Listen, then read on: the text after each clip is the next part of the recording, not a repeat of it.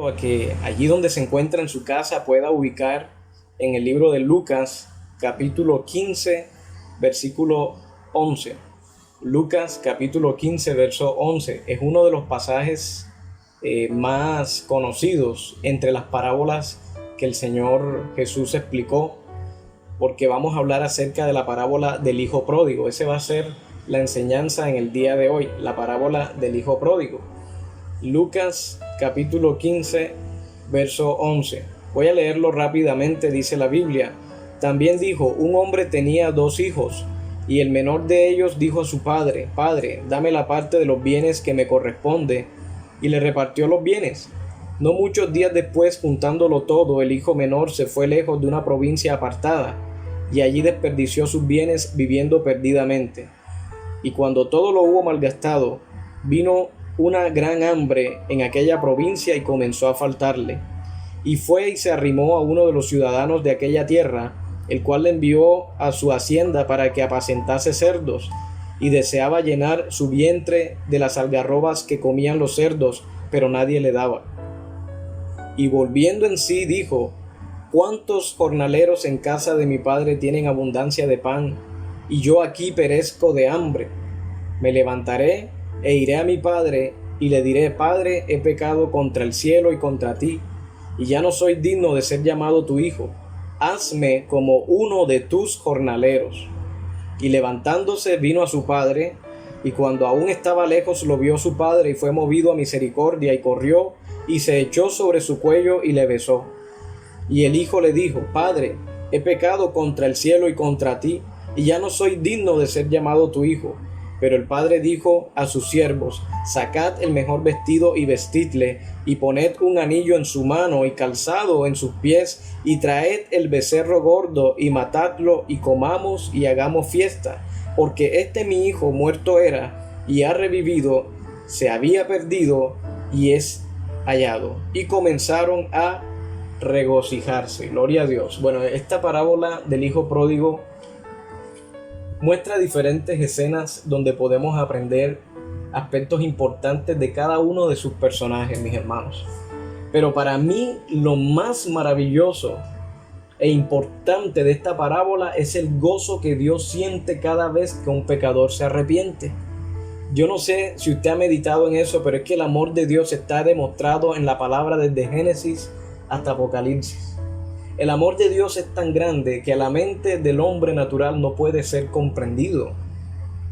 Y si analizamos este pasaje, primero que todo, esta era una serie de enseñanzas a través de parábolas que el Señor Jesús estaba dando en ese momento. ¿Y quiénes eran las personas que estaban atentas a la enseñanza de Jesús en el momento que refería esta parábola? Bueno, eso lo podemos encontrar allí mismo en el capítulo 15, en el versículo 1.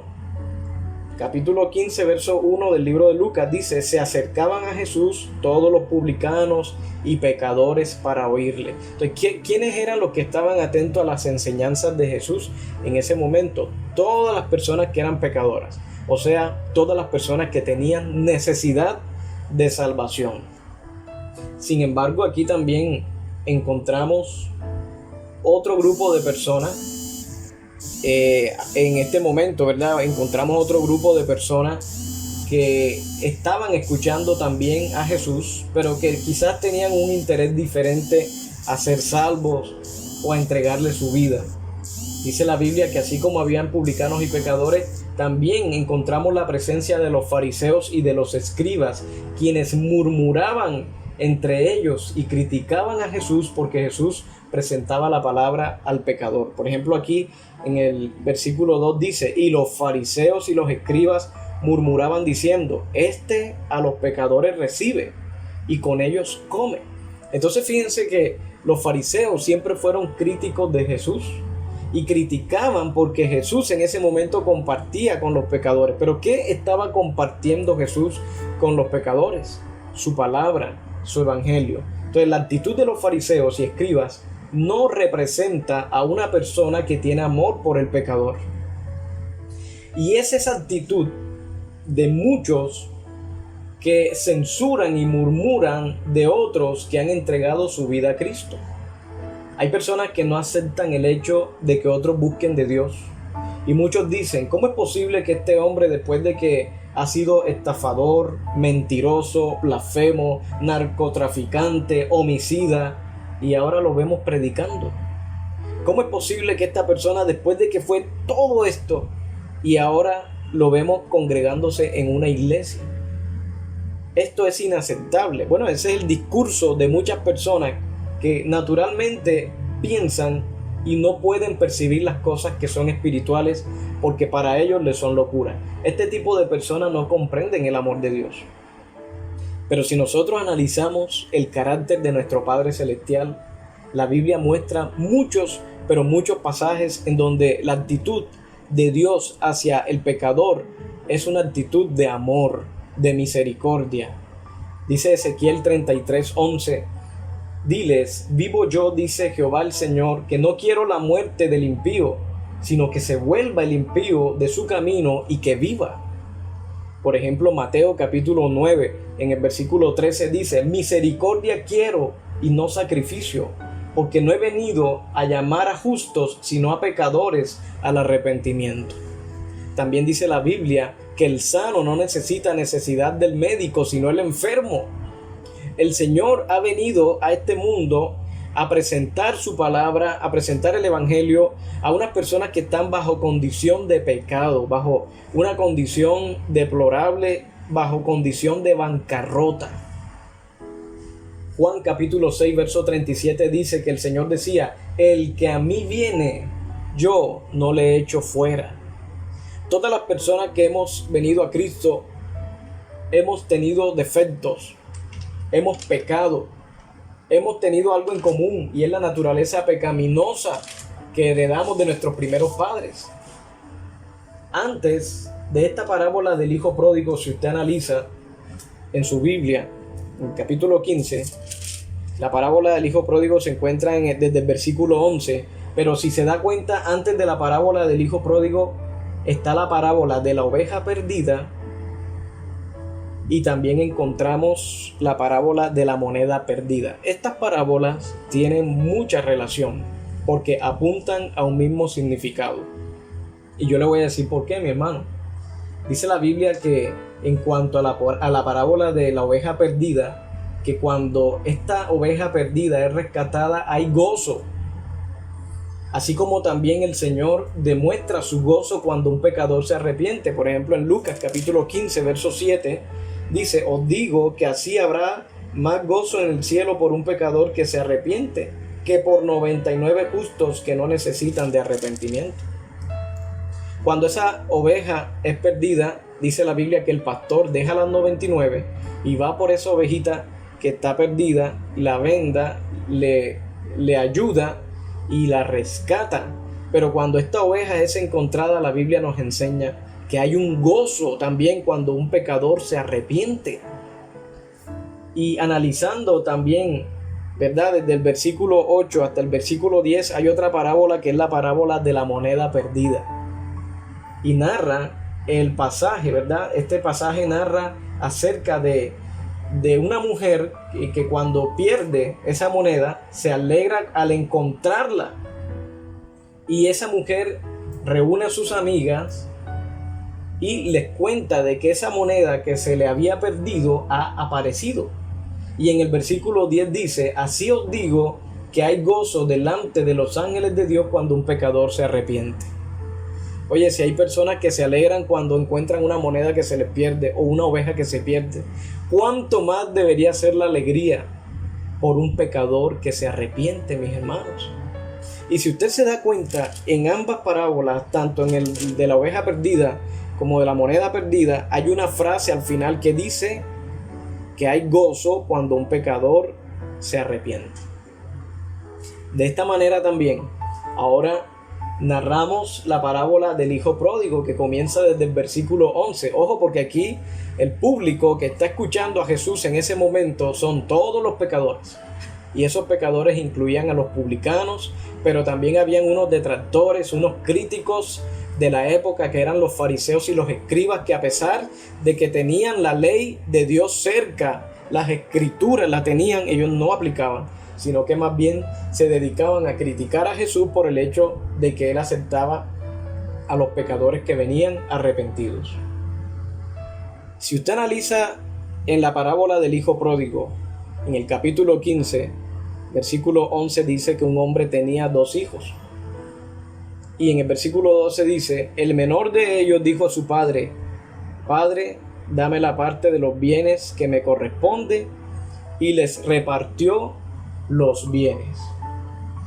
Esta frase, dame la parte de los bienes que me corresponde. Bueno, en primer lugar, en la cultura judía no era costumbre repartir la herencia a los hijos en tanto que el padre viviera. ¿Y qué quiere decir esto, mi hermano? De esta manera yo creo, y usted también yo sé que percibe, que la actitud que tuvo este hijo no solo era la codicia por los placeres del mundo o su avaricia, sino que también el deseo que tenía por la muerte de su padre. Sin embargo, el padre accede a su solicitud y le repartió los bienes. Porque prácticamente cuando un hijo en esa época le decía al papá, dame lo que a mí me corresponde, prácticamente le estaba diciendo, no me importa si te mueres. ¿Verdad? Aquí al hijo lo que más le interesaba era lo material, era vivir en el pecado, vivir en el placer. Y dice la Biblia en el versículo 13, y no muchos días después, juntándolo todo, el hijo menor se fue lejos a una provincia apartada y allí desperdició sus bienes viviendo perdidamente. Entonces, ojo con este versículo, mis hermanos, porque en este versículo es clave para que nosotros analicemos que este hijo convierte su herencia en dinero. Él convierte su patrimonio en dinero y abandona a su familia para aventurarse y sumergirse en una vida de pecado, porque esto fue lo que pasó. Él estaba con su papá, con su otro hermano, todo lo tenía en su casa, pero él sale de esa condición de bendición que tenía y se aleja. De hecho, la Biblia enseña aquí que se fue lejos a una provincia apartada. O sea, esa frase, se fue lejos, quiere decir que habla de la condición de una persona que está lejos de la presencia de Dios. Habla de la condición de una persona que no quiere que ni siquiera el Señor le hable. Una persona que definitivamente no quiere saber nada de las cosas de Dios, no quiere aprender de Dios. Entonces podemos analizar que este hijo convirtió toda la herencia en dinero y vemos el caso de una persona que estaba bien al lado de su familia, pero por su ambición y amor por el pecado vino a caer en una condición deplorable. Ahora vemos el caso también de una persona que gastaba en deleites y que pensaba que todo estaba bajo control.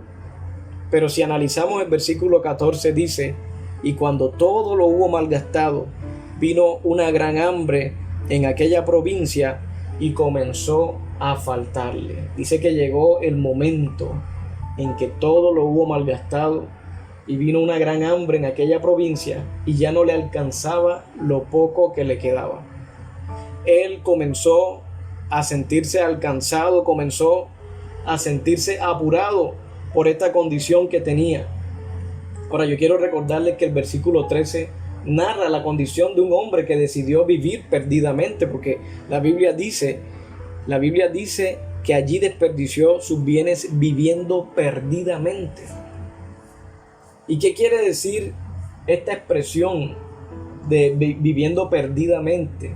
Esta expresión denota que no solo desperdició sus bienes con extravagancia, sino que también se abandonó con desenfreno a la inmoralidad. Una persona que para él era bueno todo lo que hacía, que justificaba todas sus ideologías, todos sus pensamientos. La palabra griega perdidamente hace referencia a alguien que tiene un estilo de vida vergonzosa y que simplemente le da igual lo que los demás piensen. No tiene temor de Dios. Una persona que está alejada de todo lo que tiene que ver con las cosas de Dios. Tenía una vida pecaminosa, una vida perdida. Pero dice la Biblia en el versículo 15, y fue y se arrimó a uno de los ciudadanos de aquella tierra, el cual le envió a su hacienda para que apacentase cerdos, y deseaba llenar su vientre de las algarrobas que comían los cerdos, pero nadie le daba. Bueno, aquí nos damos cuenta que él trató de buscar una solución, buscando a una persona a la cual conoció en esa provincia para que le ayudara, para que le tendiera la mano. Pero vemos, mis amados hermanos, que la solución más poderosa para una condición tan baja no se encuentra en el hombre, no se encuentra en un sistema de gobierno. La solución se encuentra en Jesucristo. La ayuda humanamente que nosotros podamos recibir es limitada en comparación con la ayuda que el Señor te pueda dar. Yo le estoy hablando de esto en el espíritu, porque todo esto es espiritual. La parábola del hijo pródigo hace referencia a la condición de una persona espiritualmente hablando. Lo único que alguien pudo hacer por este joven fue permitirle apacentar cerdos, y ni aún así podía alimentarse de las algarrobas de estos animales, ni tampoco tenía alguien que le sostuviera económicamente. Ahora, lo que pasa es que las algarrobas es un alimento para que comen los cerdos, pero y es que lo que pasa es que digestivamente para el hombre le es difícil también. O sea, en este caso él no podía digerir esa algarroba, le era difícil este tipo de alimento, ¿verdad? Sin embargo, el hambre que tenía le daba para anhelar ese tipo de alimentos también. ¿Cómo es posible que una persona que venía de la casa de su padre, donde todo lo tenía, y ahora haya caído en este estado? Bueno, esa es la condición de una persona que se encuentra espiritualmente muerta, de una persona que se deleita en el pecado y que lo aprueba, se olvida de su padre, se olvida de que existe un Dios poderoso y que la única solución a su problema espiritual se encuentra en el Señor.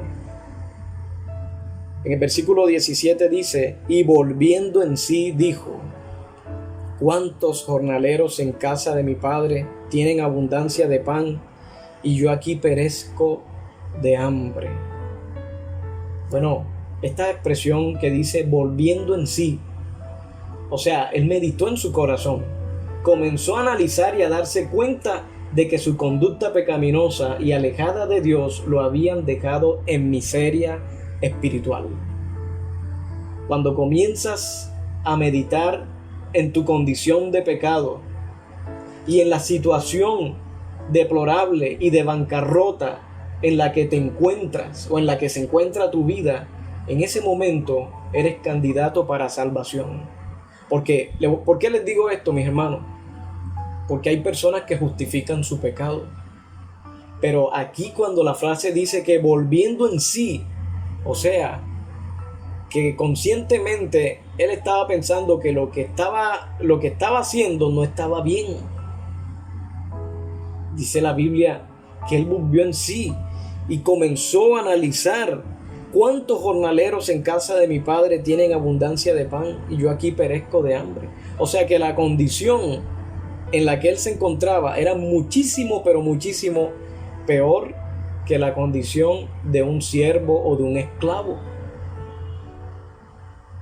¿Y qué lo llevó a esta condición espiritual o a esta condición de muerte espiritual? El pecado, porque la Biblia dice que detrás del pecado viene la muerte.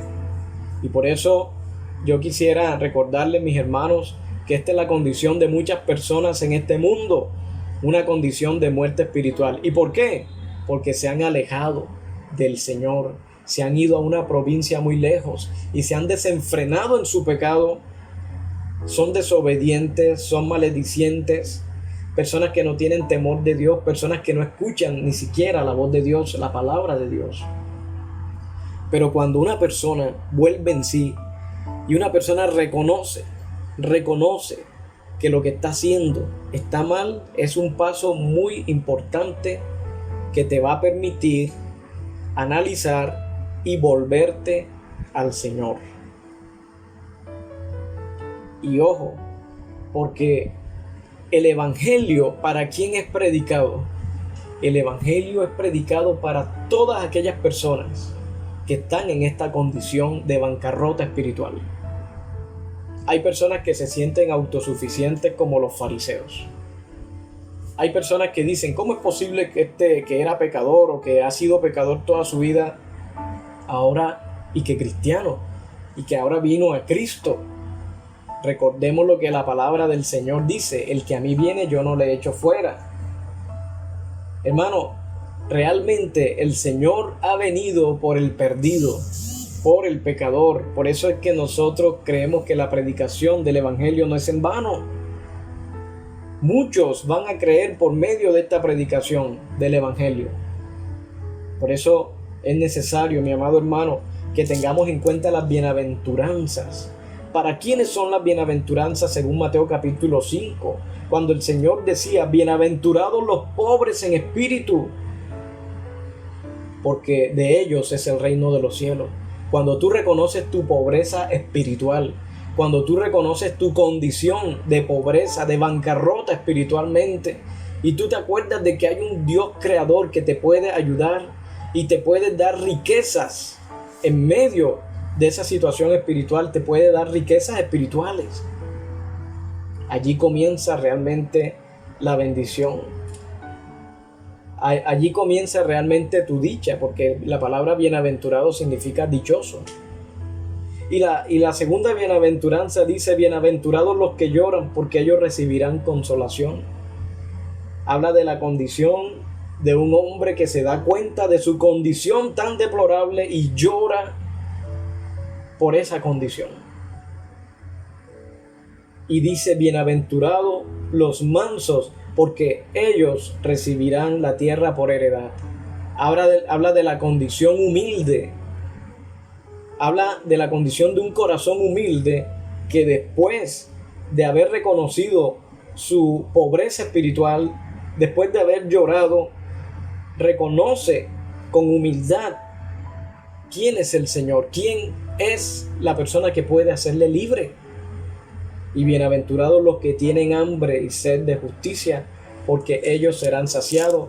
Habla de aquella persona que ha tenido, que ha llorado, que ha reconocido su pobreza espiritual, que ha venido con humildad delante del Señor y ahora tiene hambre y sed de la palabra de Dios, de esa palabra de justicia, y comienza a recibir ese alimento. ¿Sabe quién era el hijo menor? Usted. Y a todas las personas que escuchan esta enseñanza, yo quiero decirle que es necesario que usted medite cuál es la condición en la que se encuentra delante de Dios. Si tal vez te has alejado y te has ido a una lejana provincia,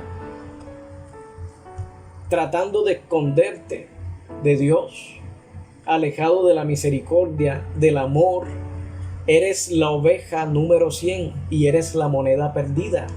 Eres el hijo pródigo. Y el Señor hoy te está llamando para que tú regreses a su redil, para que regreses a ese cofre que pertenece a esa moneda y para que regreses a la casa del Padre. El versículo 18 dice que este hijo pródigo, bueno, de hecho la Biblia se le llama hijo pródigo porque la palabra pródigo significa despilfarrador. Y aquí, mi amado hermano, en el versículo 18 podemos ver que dice, me levantaré e iré a mi padre y le diré, Padre, he pecado contra el cielo y contra ti. En el versículo 18, el hijo pródigo determina lo que va a hacer. ¿Y qué haría? Iría a su padre para pedirle perdón y misericordia. Pero en el versículo 19 demuestra el costo de su arrepentimiento, porque dice, ya no soy digno de ser llamado tu hijo. Hazme como a uno de tus jornaleros. Él se sentía arrepentido, se sentía dolido por lo que había hecho y reconocía en su corazón que no era digno ni siquiera de ser llamado hijo. Por eso él recapacitó y pensó y dijo, volveré a él, me voy a arrepentir, le voy a pedir perdón y le voy a decir que por lo menos me permita trabajar apacentando esos cerdos. pero sé que allá voy a estar mejor.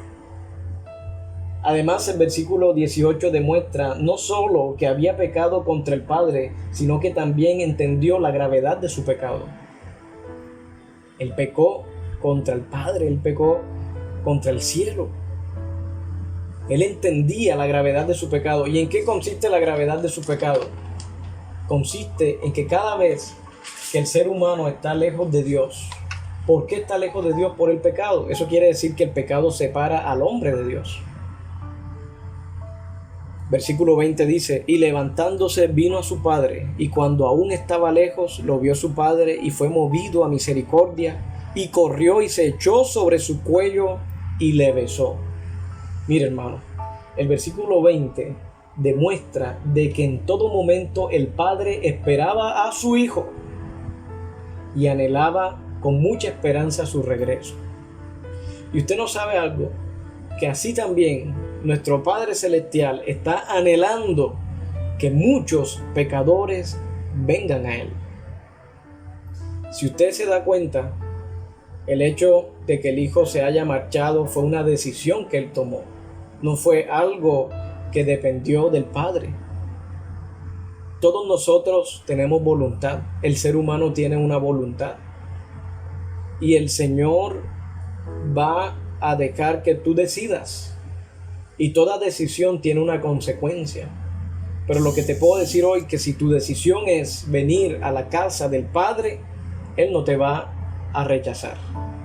Él te va a abrazar, así como este papá abrazó a su hijo. El hecho de que el padre corriera demuestra el entusiasmo que sentía al ver a su hijo que se había perdido y ahora ha regresado. ¿Usted se imagina el gozo tan grande que el Señor siente cada vez que un pecador se arrepiente y viene a su presencia?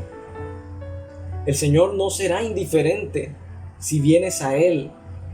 Hoy es un día propicio de salvación y de arrepentimiento. Agradarás el corazón de Dios si decides arrepentirte de tus pecados y regresar a sus brazos. Aquí nos damos cuenta del carácter de un Dios poderoso y lleno de misericordia, porque la Biblia dice que la misericordia de Jehová es nueva cada mañana. ¿Quién es el que condena? Satanás es el acusador. Pero ¿quién podrá acusar a aquellos que han venido a Cristo? ¿Quién te podrá condenar? Si tú vienes a Cristo, debes hacerlo con confianza, con fe, creyendo que vas a recibir de Él el perdón. Mira, la Biblia dice en 1 Timoteo 2:4, el cual quiere que todos los hombres sean salvos y que vengan al conocimiento de la verdad. Mire, aquí dice que Él quiere que todos los hombres sean salvos. Ahora, desafortunadamente, no todos toman la decisión que tomó este hijo menor de regresar a su papá. Pero quiero decirle que 2 de Pedro 3:9 dice que el Señor no retarda su promesa según algunos la tienen por tardanza, sino que es paciente para con nosotros, no queriendo que ninguno perezca, sino que todos procedan al arrepentimiento. ¿Se da cuenta? El Señor está dándole tiempo al ser humano para que recapacite, analice y diga: no puedo seguir en esta condición de bancarrota, no puedo seguir en esta condición de pecado, tengo que ir a la casa de mi Padre. En el versículo 21 dice que el hijo le dijo: Padre, he pecado contra el cielo y contra ti, y ya no soy digno de ser llamado tu hijo. Esta es una muestra de la humillación de un corazón que está arrepentido. Por eso, si tú hoy te arrepientes de todo tu corazón y tú le dices y te humillas y le dices: Padre, perdóname, me humillo delante de ti, ¿sabes qué va a hacer el Señor? El Señor te va a abrazar y te va a recibir.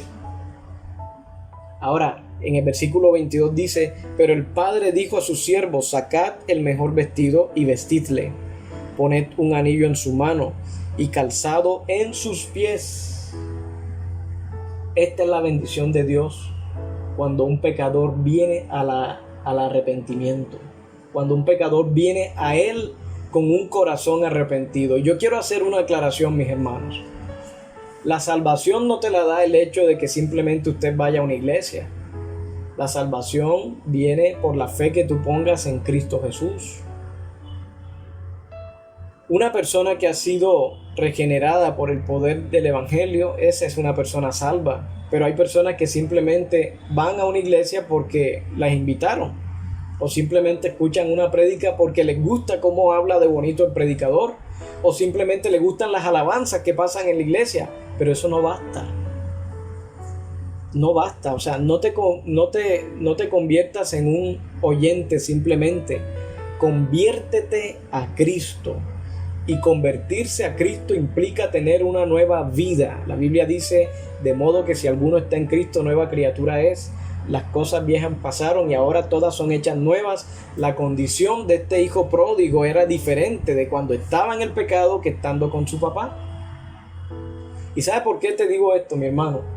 Porque cuando un pecador se arrepiente y viene al Padre, dice la Biblia, si analizamos lo que está escrito aquí en el versículo 22, Él le da la orden a los siervos para que saquen el mejor vestido. Y en esta cultura, el mejor vestido siempre era reservado para el huésped de honor. Eso quiere decir que cuando un pecador viene al Padre, te viste de honor. Tus vestiduras son vestiduras de honor. Pero no solamente eso, sino que Él le da a ese corazón arrepentido, a ese hijo, le da un anillo. Y el anillo es símbolo de autoridad. Ahora bien, quiero decirles, mis hermanos, que no solamente le dio vestido, no solamente le dio anillo, sino que también le dio algo muy importante que es necesario para el ser humano. ¿Y sabes qué es? Dice la Biblia que Él puso calzado en sus pies. ¿Y por qué yo digo que el hecho de haberle puesto calzado en sus pies es importante? Porque en la cultura judía, las personas que vivían como esclavos, porque este era la propuesta que hacía el hijo pródigo, le decía a su papá, hazme como uno de tus jornaleros, o hazme como uno de tus esclavos. Pero un esclavo no usaba calzado. El esclavo siempre estaba descalzo. O sea, eso quiere decir que si el hijo quedaba descalzo, quiere decir entonces que él seguía en una condición de esclavo. Pero el hecho de que su papá haya enviado a los siervos para que le trajeran el calzado, esto quiere decir que el Señor estaba restituyendo su condición de hijo. O sea que el Señor no te va a aceptar como un esclavo, te va a aceptar como hijo. Es una muestra de que es aceptado como hijo. Acuérdate lo que dice la Biblia en el libro de Juan, capítulo 1, verso 12. Mas a todos los que le recibieron y creyeron en Él, a estos les dio potestad de ser hechos hijos de Dios. Hijo de Dios es un privilegio que recibe únicamente aquellas personas que han venido al Señor con un corazón arrepentido, que han, mi amado hermano, que se han humillado, que han reconocido su condición de bancarrota espiritual y que creen que solamente puede haber salvación a través de la gracia de Cristo, no por nuestros méritos, no por nosotros mismos, porque no tenemos la fuerza, mi hermano. Nada ni nadie podría sacar al hijo pródigo de esa condición en la cual se encontraba. Ahora bien, versículo 23 dice, y traed el becerro gordo y matadlo y comamos y hagamos fiesta, porque este mi hijo muerto era y ha revivido, se había perdido y es hallado. Y comenzaron a regocijarse. Esta es una muestra de que cada vez que un pecador viene arrepentido a la presencia de Dios, hay fiesta en el reino de los cielos. Hay un gran gozo, un gran gozo al saber de que ese corazón que antes estaba perdido, ahora ha nacido de nuevo. Y ese becerro representa todas las bendiciones espirituales con las cuales el Señor nos equipa. Por eso es que me hace recordar Apocalipsis 3:20, que dice: he aquí yo estoy a la puerta y llamo. Si alguno oye mi voz y abre la puerta, yo entraré a él, cenaré con él y él conmigo. Esa es una muestra de que el Señor te acepta y te da abundantes bendiciones. La Biblia nos enseña que el que está en Cristo ha sido bendecido con toda bendición espiritual. Y ya para terminar, aquí dice la Biblia, y su hijo mayor estaba en el campo, y cuando vino y llegó cerca de la casa, oyó la música y las danzas, y llamando a uno de los criados le preguntó qué era aquello. Él le dijo, tu hermano ha venido, y tu padre ha hecho matar el becerro gordo por haberle recibido bueno y sano. Entonces se enojó y no quería entrar. Salió por tanto su padre y le rogaba que entrase. Mas él respondiendo dijo al padre, he aquí, tantos años te sirvo, no habiéndote desobedecido jamás, y nunca me has dado ni un cabrito para gozarme con mis amigos. Esta recriminación que este hijo mayor le hizo a su padre hace referencia incluso a los fariseos de esa época, que tenían acceso a la ley de Dios, pero no la aplicaban. Tenían un corazón de juicio, eran personas hipócritas, que estaban allí cerca de la Torá, de los mandamientos, pero solamente eran personas que aparentaban una santidad, pero que no aplicaban. Por eso el Señor, en esa época, el Señor Jesús les decía, ustedes son como los sepulcros blanqueados, que por fuera lucen chévere, pero por dentro están podridos. Pero cuando vino, Él le sigue recriminando y le dice, pero cuando vino tu hijo que ha consumido tus bienes con rameras, has hecho matar para él el becerro gordo. Y mire cómo se expresa. Pero cuando vino ese demostrativo, da a entender lo enojado que ese hijo mayor estaba por haberle recibido. Si se dan cuenta, es una actitud similar a la actitud de los fariseos en ese momento cuando criticaban a Jesús porque recibía a los pecadores. ¿Cierto, hermano? ¿Sí se da cuenta? Entonces él le dijo, hijo, tú siempre estás conmigo y todas mis cosas son tuyas. Mas era necesario hacer fiesta y regocijarnos, porque tu hermano era muerto y ha revivido, se había perdido y es hallado. Mire, hermanos, cada vez que el Señor, y nuevamente pues yo lo reitero, cada vez que el Señor Todopoderoso permite que una persona sea salva, tiene que haber un regocijo tremendo. Yo quisiera concluir con lo siguiente. Yo no conozco la condición de todas las personas que están conectadas, porque incluso no conozco a todo el que se conecta, porque estos mensajes están en las redes sociales. Pero lo único que yo quiero decirte en esta mañana es lo siguiente: no desprecies el tiempo de salvación que el Señor está permitiendo para tu vida en el día de hoy. La Biblia dice, buscad a Jehová mientras pueda ser hallado, llamadle en tanto que está cercano. Deje el impío su camino y el hombre su pecado, y vuélvase a Dios, quien es amplio en perdonar y en otorgar misericordia. Mis hermanos, hagamos como el hijo pródigo, que se volvió a su padre cuando se dio cuenta de cómo estaba su condición, cómo estaba su vida. Él regresó. Mire, los fariseos, aún estando cerca, no gozaban de las bendiciones que tuvo el hijo pródigo, que después de que había pecado, gozó de las bendiciones de tener ese anillo de autoridad, ese vestido de honra y ese calzado de hijo. El Señor te ha dado estas bendiciones, y para aquellos que aún no tienen esta bendición, hoy es tu momento. Aprovecha este momento de salvación, de vida eterna que el Señor te está ofreciendo. Vamos a orar por todas las personas que quieran recibir al Señor, que quieran reconocerle como su Salvador.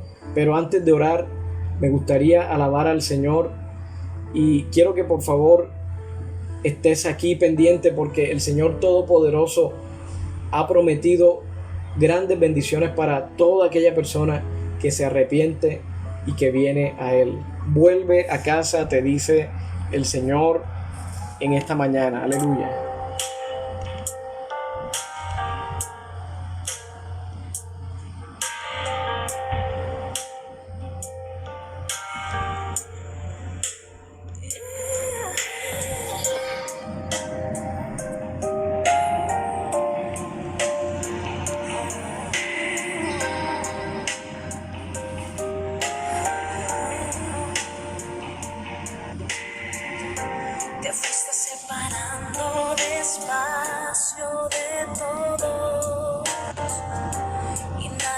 presencia extrañó y te dolió, y luego te sentiste tan lejos de casa que decidiste no volver. Y fuiste presa fácil de tus enemigos, que pronto te engañaron y caíste en su red. Y ahora con tu cabeza y con hombros caídos, añoras esos días cuando estabas con él.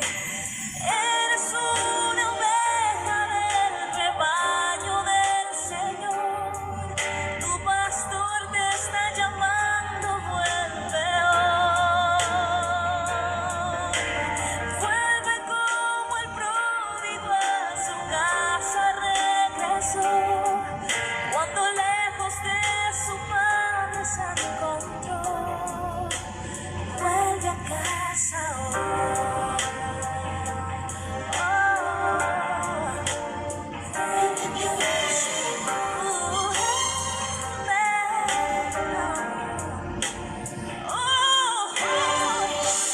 Pasas muchos días luchando en tu mente, no sabes si es posible volver al redil. Te sientes rechazado por haber pecado y piensas que el perdón no puedes ya recibir.